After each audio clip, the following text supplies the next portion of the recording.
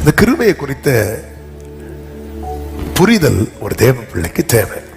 கிருபை எதுக்கு கொடுக்கப்படுகிறது? மோசே மூலம் பிரமாணம் கொடுக்கப்பட்டது.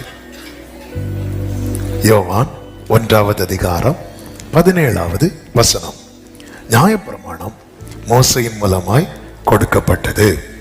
கிருபையும் சத்தியமும் இயேசு கிறிஸ்துவின் மூலமாய் உண்டாயின.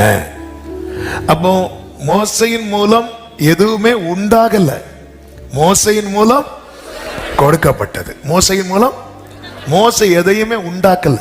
மோசே கிரியேட்டர் கிடையாது. மோசே நியாய பிரமாணிகரும் கிடையாது. நியாய பிரமாணிகர்னா லா மேக்கர், பிரமாணத்தை உண்டாக்குகிறவர். மோசே உண்டாக்குகிறவர் கிடையாது. ஆனா கிருபையை எடுத்துருங்களேன். கிருபையை நீங்க எடுத்துட்டீங்கன்னு வைங்களேன், பிரமாணம் சத்தியம்னு ரெண்டும் எழுதப்பட்டிருக்காது, ரெண்டும் சேர்த்து ஒன்னாதான் எழுதப்பட்டிருக்கும். பிரமாணம் தான் என்னது? சத்தியம். பிரமாணம் தான் சத்தியம்.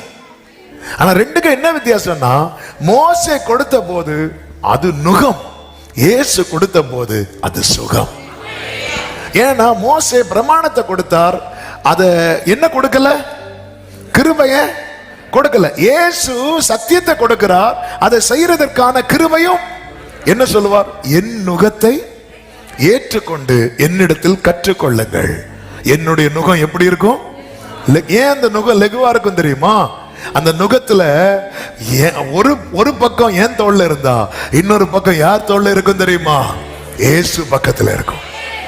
அவர் என் கூட இருந்து செய்ய வைக்கிறார். இதான் ஃபெய்த்.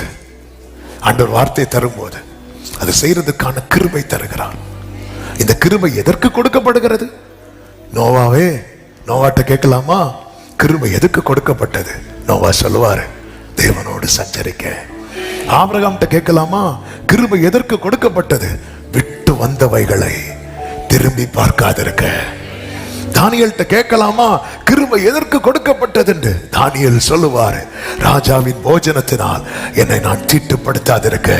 யோசேப்பிட்ட கேட்கலாமா? கிருபை எதற்கு கொடுக்கப்பட்டது என்று? யோசேப்பு சொல்லுவாரு, பாவத்துக்கு விலகி ஓட.